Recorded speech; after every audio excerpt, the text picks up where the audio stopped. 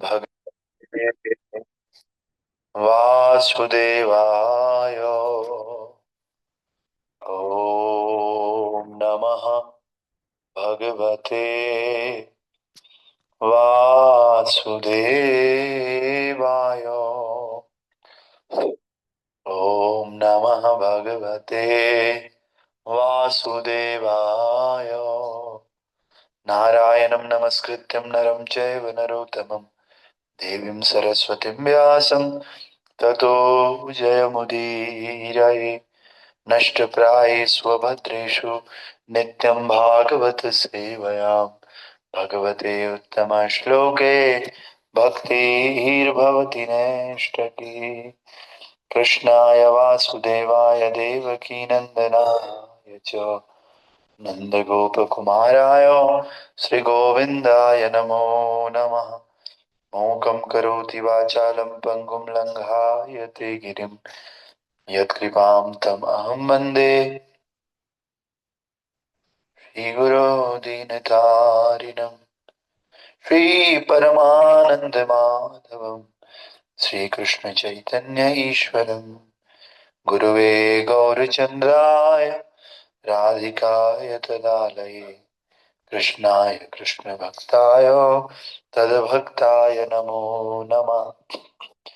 नमो विष्णुपादाय कृष्णपृष्ठाय भूतले श्रीमते भक्तिवेदांत स्वामिने इति नामिने। नमस्ते सारस्वते देवी गौरवाणी प्रचारिणे निर्विशेष शून्यवादी पाश्चात्य देशतारिणे। जय श्री कृष्ण चैतन्य प्रभु नित्यानंद श्री अद्वैत गदाधर शिवासादि गौर भक्त वृंद। हरे कृष्णा कृष्णा कृष्णा हरे हरे, हरे राम राम राम हरे हरे। हरे कृष्णा कृष्णा कृष्णा हरे हरे, हरे राम राम राम हरे हरे। हरे कृष्णा कृष्णा कृष्णा हरे हरे, हरे राम राम राम हरे हरे। नमो पंकजनाभाय नमो पंकजमालिने नमो पंकजनेत्राय नमस्ते पंकजांग्रये। ग्रंथराज श्रीमद्भागवत महापुराण की जय। श्रील प्रभुपाद गुरु महाराज की, अनंत कोटि वैष्णव वृंद की, नाम आचार्य श्रील हरिदास ठाकुर की, निताय गौर हरि प्रेमानंदे। All glories to assembled devotees, all glories to assembled devotees, all glories to Shri Guru and Gauranga, all glories to divine grace. Srila Prabhupada की हरे कृष्ण। तो आप सभी भक्तों का स्वागत है श्रीमद् भागवतम की कक्षा में। हम लोग श्रीमद् भागवत महापुराण का दूसरा स्कंद पढ़ रहे हैं। इस दूसरे स्कंद का अध्याय संख्या 6, जिसका नाम है पुरुष सूक्त की पुष्टि, और इसका अध्याय श्लोक संख्या हम 6 पढ़ रहे थे, जो इस प्रकार से एक ही लाइन का श्लोक है। बाहवो लोकपालानां प्रायसः क्षेम कर्मणाम्, बाहवो लोकपालानां प्रायसः क्षेम कर्मणाम्, बाहवो लोकपालानां प्रायशः क्षेम कर्मणाम्, बाहवो लोकपालानां प्रायसः क्षेम कर्मणाम्, बाहवो लोकपालानां प्रायसः क्षेम कर्मणाम्। ये श्लोक है, आप लोग पढ़िए। हरे कृष्ण प्रभु जी। भावो लोकपालानां प्रायासचेम कर्मणा। हरे कृष्ण प्रभु जी। बहवो लोकपालानां प्रायश्च क्षेम कर्मणाम्। हरे कृष्ण प्रभु जी। बहवो लोकपालानां प्रयाता क्षेम कर्मणाम्। हरि बोल। हरे कृष्ण प्रभु जी, दंडवत प्रणाम। यस बहवो लोकपालानां प्रायशः क्षेम कर्मणाम्। हरि हरि। और कोई? भागो लोकपालानां प्रायश्चित्तम्। हरि बोल। हरे कृष्ण प्रभु जी, दंडवत प्रणाम। Yes ma'am. बाहलोकपालानां प्रायश्चित्त कर्मणाम्। हरि बोल। ओके, हरे ठीक है। कृष्णा प्रभु जी। यस माता। बहवो लोकपालानां प्रायशः क्षेम कर्मणाम्। हरि हरि। ओके, ठीक है। चलो, तो अभी हम लोग कल हमने देखा था कि भगवान के जो शरीर के रोम है, बाल, उनसे समस्त प्रकार की वनस्पतियां उत्पन्न होती हैं, और विशेष रूप से वो वृक्ष जिनसे यज्ञ की सामग्री काम में आती है ना। और उनके सिर और मुख के जो बाल है ना, वो बादलों के आगार है, यानी कि उनसे बादल प्रकट होते हैं। और उनके जो नाखून है वो बिजली, पत्थर और जो ये स्ट्रॉन्ग चीजें हैं, लोहा वगैरह, इन सब के उद्गम स्थल है भगवान के नाखून, है ना। तो आज का जो श्लोक है इसमें प्रभु का ग्लोरिफिकेशन करते हुए ब्रह्मा जी बता रहे हैं, भगवान की भुजाएं बड़े बड़े देवताओं तथा जन सामान्य की रक्षा करने वाले अन्य नायकों के उद्गम स्थल है। जो भी आपको संसार में दिखे कि ये जन सामान्य की रक्षा कर रहा है, कोई देवता हो या कोई बड़ा महापुरुष हो, तो ये सब कौन है? भगवान की बड़ी बड़ी भुजाएं, उनका उद्गम स्थल है ना। तो इसमें तात्पर्य प्रभुपाद जी दे रहे हैं, तात्पर्य भाई अर्चनीय वंदनीय प्रातः स्मरणीय जगत गुरु शिल प्रभुपाद जी द्वारा शील प्रभुपाद की जय। प्रभुपाद बता रहे हैं, श्रीमद् भागवतम के इस महत्वपूर्ण श्लोक की श्रीमद् भगवत गीता 10.41 से लेकर के 42 में इस प्रकार से हुई। यद यद विभूतिमत् सत्वं श्रीमर ज्योतिमितेव च तत्तत् एवावगच्छं त्वं मम तेजो अंश संभवम् अथवा बहुनेतेन किं ज्ञातेन तवार्जुन विष्टभ्याम् अहम् इदं कृत्स्नम् एकांसेन स्थितो जगत। ये वाला जो लास्ट है, एकांसेन स्थितो जगत, ये बहुत महत्वपूर्ण है। भगवान कह रहे हैं, जो ये बड़े बड़े राजा हैं, शक्तिशाली नेता, विद्वान, वैज्ञानिक, कलाकार, इंजीनियर, अन्वेषक, पुरातत्ववेता, बड़े बड़े उद्योगपति, राजनीतिज्ञ, इकोनॉमिक्स वाले, है ना, व्यापार करने वाले, और अनेक शक्तिशाली देवता जैसे कि ब्रह्मा जी, शिव जी, इंद्र, चंद्र, सूर्य, वरुण तथा मरुत जैसे देवता, जो अपने अपने पदों पर ब्रह्मांड के कार्यों की देखरेख कर रहे हैं ना, ये सभी परमेश्वर के विभिन्न शक्तिशाली अंश हैं। और शक्तिशाली अंश भी कैसे हैं? एका अंशेन स्थितो जगत, भगवान के एक छोटा सा अंश है ये सब लोग, समझ रहे हैं? और ये पूरा जो जगत है ये भगवान के एक अंश में स्थित है। परमेश्वर भगवान श्री कृष्ण उन समस्त जीवों के पिता हैं जो अपनी अपनी इच्छाओं, आकांक्षाओं के अनुसार नाना प्रकार के उच्च पदों पर आसीन हैं या निम्न पदों पर आसीन हैं। उनमें से कुछ जिनका उल्लेख विशेष रूप से ऊपर किया गया है, भगवान की इच्छा अनुसार विशिष्ट शक्ति से संपन्न है। बुद्धिमान मनुष्य को यह निश्चित रूप से समझ लेना होगा कि जीव चाहे कितना ही शक्तिशाली क्यों ना हो, वो न तो पूर्ण होता है और न ही स्वतंत्र होता है। हम कितने ही ताकतवर क्यों ना हो, लेकिन हम कभी भी कंप्लीट नहीं है, कोई ना कोई कमी हमारे अंदर है, और हम पूरी तरह से स्वतंत्र भी नहीं। स्वतंत्र तो है लेकिन पूरी तरह स्वतंत्र नहीं है। इसीलिए कह रहे हैं, इंद्र, चंद्र, वरुण, ब्रह्मा, शिव, सूर्य, मरुत जैसे समस्त देवता भगवान के एक अंश से प्रकट होते हैं और एक अंश में स्थित होते हैं, है ना। इसलिए सारे प्राणियों को इस श्लोक में लिखे अनुसार अपनी विशिष्ट शक्ति का मूल उद्गम स्वीकार करना चाहिए। हम सब लोगों को स्वीकार करना चाहिए कि हमारा उद्गम, हमारा सोर्स भगवान श्री कृष्ण है ना। इसीलिए यदि वे इसके अनुसार कर्म करते हैं तो वे अपने अपने वृत्तिपरक कर्मों को करने मात्र से जीवन की सर्वोच्च सिद्धि प्राप्त कर सकते हैं। अगर हम इसको स्वीकार करते हैं और अपने अपने वृत्तिपरक कार्यों को करते हैं, है ना, और साथ में भगवान की भक्ति करते हैं, तो हम लोग जीवन की सिद्धि को प्राप्त कर सकते हैं। कई लोग बोलते हैं हम तो काम धंधा करते हैं, हमारे बस का कहाँ है, हमारा तो बिजनेस है, जॉब है, प्रभु हम कहाँ। तो ऐसा नहीं है। जिसकी जो वृत्ति होगी वो काम करेगा। किसी वृत्ति मतलब होता है नेचर, टेंडेंसी। किसी की बिजनेस करने की वृत्ति है तो वो करेगा, किसी की जॉब करने की है तो करेगा, है ना। किसी की इधर उधर घूमने की वृत्ति है तो घूमेगा, है ना।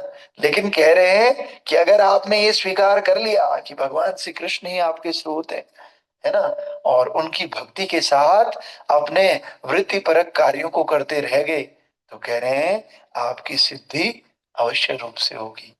ऐसा कहीं नहीं कहा है कि आप अगर जॉब बिजनेस ये सब करते हो, पढ़ाई करते हो, तो फिर आपको भगवान की प्राप्ति नहीं होगी, ऐसा नहीं लिखा हुआ है कहीं, है ना। ऐसा लिखा हुआ है बस आपको क्या करना है, भगवान को स्वीकार करना है, भगवान की शक्ति को, भगवान की भक्ति को स्वीकार करना है और जीवन में करते रहना है। इसीलिए, और ये सिद्धि क्या है, ये सिद्धि है शाश्वत जीवन, पूर्ण ज्ञान और अक्षय आशीष। जब तक विश्व के शक्तिशाली व्यक्ति अपनी अपनी शक्तियों के उद्गम को अर्थात भगवान को स्वीकार नहीं करते, तब तक माया के सारे कार्यकलाप चलते रहेंगे। माया के कार्य ऐसे होते हैं, शक्तिशाली व्यक्ति भ्रामक भौतिक शक्ति द्वारा दिग्भ्रमित होकर अपने आप को इस विश्व में सर्वे सर्वा मान बैठता है और ईश चेतना का विकास नहीं कर पाता। फलस्वरूप संसार में मिथ्या अहंकार भाव, मैं और मेरा, इसका प्राधान्य हो गया और मानव समाज में अस्तित्व के लिए कठिन जीवन स्पर्धा चल रही है। अतएव बुद्धिमान वर्ग के लोगों को चाहिए कि भगवान को समस्त शक्तियों के परम स्रोत के रूप में स्वीकार करें और उनका आशीर्वाद प्राप्त करने के लिए उनको सम्मान प्रदर्शित करें। तो भक्तों, ऐसा नहीं है कि हम ये काम कर रहे हैं तो हमें भगवत प्राप्ति नहीं होगी। हर व्यक्ति, बहुत सारे भक्त शास्त्र में उदाहरण आता है जो नॉर्मल काम धंधा करते थे लेकिन उनको भगवान की प्राप्ति होती है ना। उदाहरण के लिए आपने सेन नाई का नाम सुना होगा, नाई था, है ना। अब जो नाई है, सेन नाई, वो राजा के यहाँ नौकरी करता था। मसाज, पहले जो नाई होते थे ना, वो केवल बाल थोड़ी काटते थे, वो मसाज भी करते थे, है ना। मसाज करना ही सब नाई का काम था। अभी भी करते हैं, हाँ। आपने देखा होगा, कभी नाई के पास जाओ, वो बोलता है और कुछ, है ना। बाल आपने कटवा दिए, फिर बोलेगा और कुछ, अब फिर ऐसे करता है, मसाज पीछे पीछे मारता है और थोड़ा बालों को यूं करता है ना। तो इस तरह से सेन नाई जी तेल मालिश करते थे राजा की। तो आप सबको पता भी होगा स्टोरी। एक दिन क्या हो गया, इनके घर में संत आ गए। तो संत आ गए, इनको तो नौकरी पे जाना है मालिश करने के लिए। संत आ गए तो कभी कभी हम लोग भी छुट्टी ले लेते हैं, रथ यात्रा है या कुछ और महोत्सव है, तो कहीं प्रोग्राम है, तो हम आधे दिन का हाफ डे ले लेते हैं या फिर फुल डे ले लेते हैं। सभी भक्त लोग करते हैं ऐसा कभी कभी, है ना, जब इस तरह का प्रोग्राम है। तो सेन नाई ने सोचा चलो भंडारा फटाफट करता हूँ और टाइम पे पहुंच जाऊंगा। लेकिन अब संत आ गए, भंडारे में टाइम लग गया, संतों को खिलाने पिलाने में राजा के यहाँ नहीं पहुंच पाए। तो फटाफट संत नाई जो है, नाई तैयार, नाई बहुत डर गया कि आज तो, भक्त लोग भी डरते हैं ना कई बार कि हाँ नहीं नहीं, अरे माला देर में हो गई आज, और प्रसाद बना नहीं, और प्रसाद के बिना जाएंगे तो बाहर कुछ खा नहीं सकते, है ना। तो इसलिए फटाफट कुकिंग में देर हो गई, तो भक्त लोगों को जॉब में पहुंचने में कभी कभी ऐसे देर हो जाए तो भक्त लोग थोड़ा बहुत डरते हैं कि क्या होगा क्या होगा, फटाफट, है ना। लेकिन भक्त लोग ये भी सोचते हैं चलो जो होगा देखा जाएगा। तो सेन नाई डरते डरते चले गए, कहाँ, राजा के यहाँ। तो राजा के पास जब जाते हैं तो राजा क्या बोलते हैं, राजा कहते हैं अरे गेट कीपर, तुम दोबारा क्यों आ गए, अभी तो मालिश करके निकले थे। कह रहे नहीं, मैं तो नहीं गया मालिश करने, है ना। तो देखो, एक सीन इधर है सेन नाई का, दूसरा सीन राजा के घर में। यहाँ भंडारा चल रहा है राजा के घर में, सेन नाई के रूप में भगवान स्वयं आ जाते, है ना। स्वयं आकर के राजा की मालिश कर रहे हैं, क्योंकि भक्त टाइम पे आ नहीं रहा, और अगर भक्त टाइम पे नहीं आएगा तो भक्त की नौकरी चली जाएगी, तो भगवान तो भक्त की नौकरी बचाने के लिए खुद नाई का भी काम करते हैं। और तेल की कटोरी है, तेल की कटोरी में जो है मालिश कर रहे हैं। उसी तेल की कटोरी में जब राजा देखता है तो जो सैन नाई की परछाई है उसमें श्याम सुंदर भगवान का सुंदर रूप मुरली मनोहर, उस तेल की कटोरी में कृष्ण की छाया दिख रही। और जब छाया दिख रही है, जिसकी छाया है उसकी तरफ मुड़ रहे हैं राजा, तो क्या दिख रहे हैं? सेनाई दिख रहे हैं। तेल में देख रहे हैं तो भगवान दिख रहे हैं, और उधर देख रहे हैं तो कौन दिख रहे हैं? सेनाई दिख रहे हैं। राजा कह रहे हैं ये क्या चक्कर है? थोड़ा थोड़ा डाउट तो आ गया मन में, लेकिन ठीक है मालिश वालिश की चले गए, डाउट है मन में। लेकिन जब सेनाई दोबारा आया, राजा को प्रणाम किया और डर डर के, महाराज कुछ काम पड़ गया था, ऐसा ऐसा, मुझे नौकरी से मत निकालना, समझ रहे हो? अरे सेन राजा तुरंत समझ गए, अगर ये नहीं था तो कौन था? वरदान श्री कृष्ण ने तुरंत नाई को प्रणाम किया दंडवत होकर के, और बोला भैया तुम नाई नहीं हो, तुम तो आज से मेरे गुरु हो। तुम्हारे कारण मैंने तेल के कटोरे में भगवान का दर्शन किया, है ना? तो भगवान भक्तों के लिए कुछ भी कर सकते हैं, भगवान नाई का काम भी करते हैं। तो ये मैटर नहीं करता कि उनका भक्त किसी मल्टीनेशनल कंपनी में जॉब करता है, या उनका भक्त हाउस वाइफ है, या कोई बिजनेस करता है ना, क्या करता है, या उनके भक्त की दुकान है, या उनके भक्त जो है मॉल में काम करता है। भगवान को इससे कोई लेना देना नहीं है। भक्त क्या कर, भगवान क्या देखते हैं? केवल देखते हैं ये मेरा भाव से कितनी भक्ति करता है ना? तो इसीलिए कह रहे हैं यहाँ पर कि अपनी अपनी वृत्ति के अनुसार कामों को करते रहने से और केवल भगवान को जीवन में स्वीकार करने से आप क्या कर सकते हो? सिद्धि को प्राप्त कर सकते हो। बहुत लोगों का एक ही मत होता है, छोड़ो घर द्वार चलो हरिद्वार। अरे किसी की वृत्ति ऐसे भी हो सकती है कि घर बार छोड़ो हरिद्वार चलो, वो उस वृत्ति में रह के भक्ति करे। लेकिन किसी की वृत्ति ऐसे भी हो सकती है कि घर में रह के उसको भक्ति करने में ज्यादा आनंद आता है। बस मुख्य बात यह है कि आप भक्ति करें, भगवान को स्वीकार करें। ऐसे ही प्रभुपाद जी इस अध्याय में कह रहे हैं, और गारंटी दे रहे हैं प्रभुपाद जी कि को करने मात्र से जीवन की सर्वोच्च सिद्धि प्राप्त कर सकते हैं। ये प्रभुपाद जी की वाणी। तो हम लोग जो गृहस्थ लोग हैं, जो घरों में, जो कोई हाउस वाइफ है, कोई किसी ने मंदिर नहीं जा पाते हैं उतना, तो आप ये मत समझिए कि हमें भगवत प्राप्ति नहीं हो सकती है। आपको भी भगवत प्राप्ति हो सकती है, हमको भी हो सकती है ना? बस जो ये प्रभुपाद जी ने बोला वो करना है ना? तो आइए, और मानव समाज में अस्तित्व के लिए कठिन जीवन संप्रदा चलती रहती है। अतः बुद्धिमान लोगों को क्या चाहिए कि भगवान को समस्त शक्तियों के स्रोत के रूप में स्वीकार करें, और उनका आशीर्वाद प्राप्त करने के लिए उनको सम्मान प्रदर्शित करें। अब आप किसी को प्रणाम करोगे तो वो आशीर्वाद देगा ना। आप प्रणाम ही नहीं कर रहे, कोई आपके पास आके आएगा कि लो भाई आशीर्वाद ले लो जबरदस्ती है ना? तो छोटे हम लोगों को, बड़ों लोगों को क्या करना होता है? पैर छूने होते हैं, आशीर्वाद लेना होता है। कोई जबरदस्ती नहीं आशीर्वाद थोपता है। इसी प्रकार से भगवान की भक्ति क्यों करनी है? भगवान का सम्मान करना होता है। जब हम भगवान को प्रणाम करते हैं तो भगवान क्या देते हैं? आशीर्वाद देते हैं, है ना? भगवान को प्रत्येक वस्तु के परम स्वामी स्वीकार कर लेने से मनुष्य को जीवन की सर्वोच्च सिद्धि मिल सकती है, क्योंकि वे वास्तव में ऐसे ही हैं।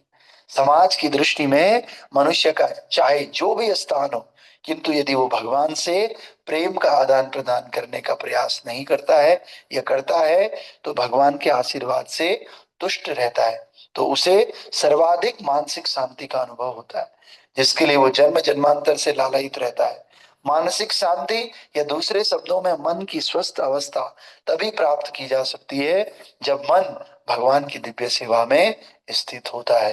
केवल भगवान की भक्ति प्राप्त करने से, भगवान की सेवा से ही मन संतुष्ट हो सकता है, और भगवान के अंशों को भगवान की सेवा करने की विशिष्ट शक्ति प्रदान की गई है।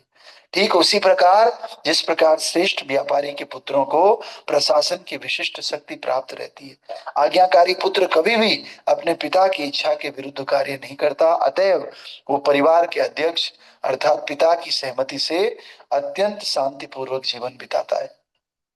इसी प्रकार जो कि भगवान पिता हैं, अतः सारे जीवों को आज्ञाकारी पुत्रों की तरह अपना कर्तव्य पूरी तरह से और संतोषजनक तरीके से निभाना चाहिए। हम सबका कर्तव्य क्या है?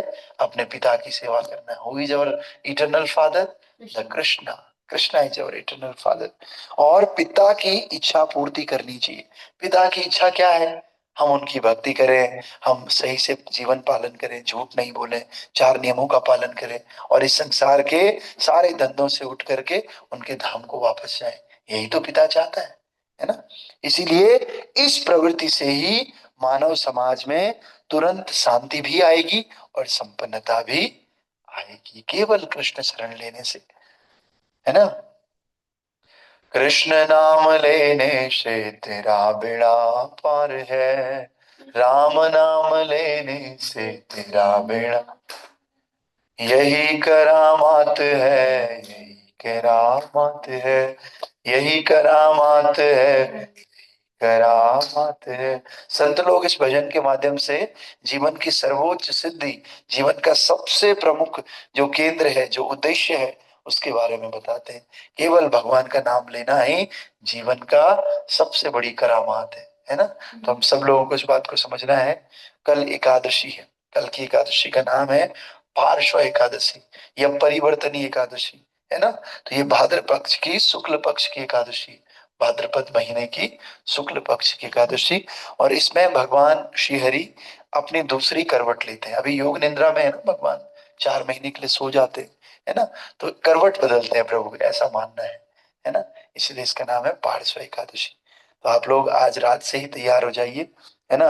रात को ही ब्रश व्रश करके अच्छे से, और कोशिश कीजिए रात को ज्यादा लेट अन्न प्रसाद मत लीजिए, है ना? जल्दी 7-8 बजे तक रोटी सब्जी खा लीजिए, जिसको कई लोग नहीं भी खाते। हम लोग 5 बजे ही प्रसाद ले लेते हैं हमेशा ही। तो आप लोग 5 बजे नहीं ले सकते तो 6, 7, 8, 8:30, 9 बजे प्रसाद के बाद तुरंत आप लोग ब्रश कीजिए, है ना? ब्रश करने के बाद शाम को ही साबुन वाबुन से नहा लीजिए। अगले दिन कोशिश कीजिए कि ब्रश व्रश ना ही हो तो अच्छा है ना? केवल एक दूसरा ब्रश आप रख सकते हो, नया ब्रश, और उससे केवल बिना पेस्ट के आप पेस्ट कर सकते हैं, क्योंकि पेस्ट के अंदर दुनिया भर के केमिकल्स हैं, पता नहीं उसमें अन्न है या नहीं है, हम नहीं जानते, है ना? तो इसलिए दूसरे दिन पेस्ट बिल्कुल नहीं करना है उठ करके।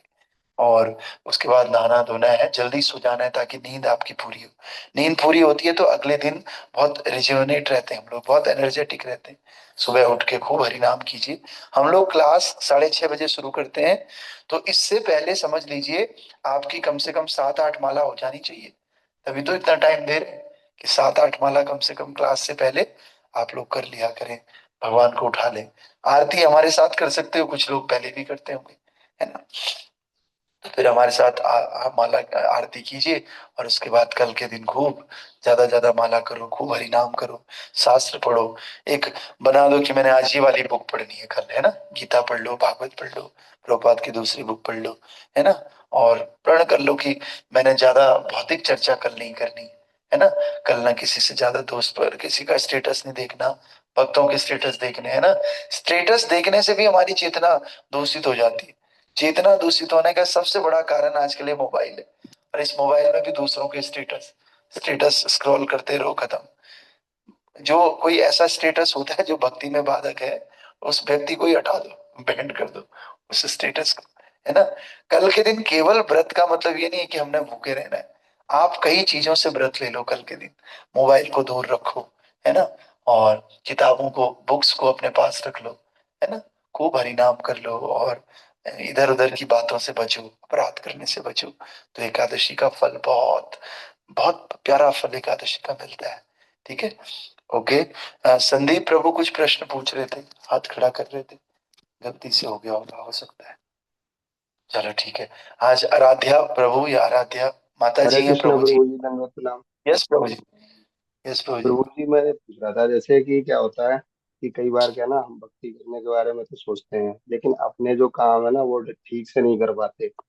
कई बार लोग बोल भी देते हैं, यार तुम अपने ही काम ठीक से नहीं करते, तुम भक्ति क्या ही करोगे। तो उसको कैसे देखना चाहिए कि हमें मतलब सिर्फ अपने कामों पे ज्यादा फोकस करना चाहिए या भक्ति पे फोकस करना चाहिए? नहीं, जब तक आप घर में हैं घर में तो आप ऑब्वियसली भक्ति करोगे, सुबह थोड़ा अपना रूटीन बनाना है धीरे धीरे। जैसे आप वर्किंग समय पे है ना, तो उस समय आपको अपने काम पे ही फोकस करना चाहिए। कहीं गलती से भी ये मैसेज ना चले जाए कि ये जो भक्त लोग होते हैं ये अपने काम को कम फोकस करते हैं और ये माला करने पे लगे रहते हैं, है ना। मैं भी जहाँ काम करता हूँ, आई यूज टू चेंट देयर, मैं चेंटिंग करता हूँ, बुक्स भी पढ़ता हूँ बहुत अच्छे से। लेकिन प्रोफेशन पे भी डिपेंड करता है। हमारा प्रोफेशन थोड़ा नोबल प्रोफेशन है ना, शिक्षा देने का ही प्रोफेशन है, तो कोई कुछ बोल नहीं सकता, है ना। तो मैं चेंटिंग भी करता हूँ, बुक्स भी पढ़ता हूँ अपने संस्थान में जहाँ मैं वर्किंग हूँ। लेकिन आप लोगों का क्या प्रोफेशन है, आई डोंट नो किस तरह का है। लेकिन लोगों को आपको दिखाना नहीं है उस चीज को। आपका काम है तो पहले काम कीजिए। काम से निवृत्त होके जब आप माला करेंगे ना, आपको बहुत अच्छा लगेगा। लेकिन खाली माला कर रहे हैं, काम पड़ा हुआ है। अरे, जैसे एक गृहिणी है, गृहिणी का किचन जो है गंदा पड़ा हुआ है, ओ बर्तन पड़े हुए जूठे, घर में पोछा नहीं है, कुछ नहीं, ओ माला कर रही है, हरे कृष्णा हरे कृष्णा कृष्णा कृष्णा हरे हरे राम राम राम राम हरे। माला तो बहुत आवश्यक है, लेकिन उस गृहिणी का ये कर्तव्य भी है कि वो बहुत अच्छे से पहले घर को साफ रखे, साफ रख करके बर्तन धोए, पति को, परिवार को, सबको खाना परोसे, प्रसाद दे, है ना। तो पता चल रहा है वो माला ही करती रहेगी, उसने खाना ही नहीं बनाया, सब भूखे भूखे बैठे हुए। तो कहने का मतलब है जिस समय आपका जो काम है वो ज्यादा इम्पोर्टेंट है, उस समय माला वाला को थोड़ा किनारे रख लो और उस समय अपना काम पूरा फोकस होके कर लो। जैसे आपका काम अच्छे से हो गया, उसके बाद आप बिल्कुल डंके की चोट पे माला निकालिए, हरे कृष्ण कृष्ण कृष्ण हरे हरे, हरे राम राम राम। क्यों, आपको पता है आपने काम करके बॉस को फाइल दे दिया, लो भाई तुम पकड़ो, और घर आके करो। घर जॉब में जाने से पहले कर लो, कौन रोक रहा है ना। इसीलिए हमें कोशिश करनी चाहिए। जब मैं आश्रम में रहता था तो हमारे काउंसलर बोलते थे कि तुम माया के क्षेत्र में जा रहे हो, इसीलिए 16 की 16 माला करके चले जाओ ही। मुझे बोलते थे आप क्लास में थोड़ा लेट आना, जब तक कीर्तन चल रहा है भागवतम में, आप थोड़ा, क्योंकि मेरी 16 माला नहीं हो पाती थी, 14 माला होती थी, कभी 12। बोलते थे आप थोड़ा लेट आना, कोई बात नहीं, जब तक मंगलाचरण हो रहा है और चीजें हो रही है, उस देर में आप अपनी माला कंप्लीट करो। तो 16 राउंड करके आप जॉब पे जाओ, है ना। और भागवतम पढ़ के जाओ, मंगला आरती करके जाओ, हो गया। फिर जॉब में मन लगा के अपना काम करो। काम करने के बाद जब आप वापस आओ, थोड़ा रेस्ट कर लो, फिर शाम को दोबारा हो जाओ। कोशिश करो दोनों को मिक्स मत करो, काम को और चैंटिंग को, नहीं तो लोगों के अंदर एक वो चले जाता है कि देखो काम छोड़ के ये कर रहे हो, है ना। और करना भी नहीं चाहिए, हमारा वो कर्तव्य है ना। तो प्रभु जी आप भक्ति के समय भक्ति कीजिए, काम के समय काम कीजिए, काम पे फोकस कीजिए, ठीक है। हरे कृष्णा। तो हरे कृष्ण, ठीक है प्रभु जी। ये आराध्या प्रभु प्रभु है माता जी, नहीं आराध्या तो प्रभु भी होते हैं, तो इनका स्वागत है। पहले दिन ही हमारी क्लास में जुड़े हैं। तो अगर ये कुछ बोलना चाहें, किन्होंने इनको जोड़ा है और कैसे ये लिंक इनको मिला, तो स्वागत है। अपना परिचय देना चाहे तो आराध्या माता जी और प्रभु जी। हरे कृष्ण। अच्छा, नहीं बोल रही है ना, ठीक है। और एक और प्रभु भी दिख रहे हैं, श्रेयस प्रभु। श्रेयस प्रभु तो प्रभु जी ही है, श्रेयस प्रभु। अच्छा, अभी चले गए, ठीक है। तो इन दोनों का हम स्वागत करते हैं। और ऋचा पुंडीर माता जी भी हमारे साथ जुड़ी हैं, इनका भी स्वागत है। तो हम इन तीनों के लिए भगवान से प्रार्थना करते हैं कि इसी प्रकार से जुड़ते रहें, इनका जीवन मंगलमय हो और भगवान की कृपा इनको प्राप्त हो। ऐसे ही ये भक्ति करते रहें, भक्ति में प्रगति करें और भगवान को प्राप्त कर सके, ठीक है। शिला प्रभुपाद की जय। किसी का कोई प्रश्न हो तो आज पूछ सकते हैं, क्योंकि आज डीएम साहब फिर से मेहरबान है ना। हाँ, तो श्रेयस प्रभु सौर्य प्रभु के फ्रेंड है ना, इन्होंने इनको ज्वाइन किया है। तो बस राध्या माता का पता नहीं चला। ऋचा पुंडीर माता जी ये साहिल प्रभु की बहन है, इनका मैं परिचय दे देता हूँ। बस आराध्या माता जी का या प्रभु जी का परिचय रह गया, है ना, ठीक है। शिल प्रभुपाद की जय। हरे कृष्ण। संसार दावान ललीडलो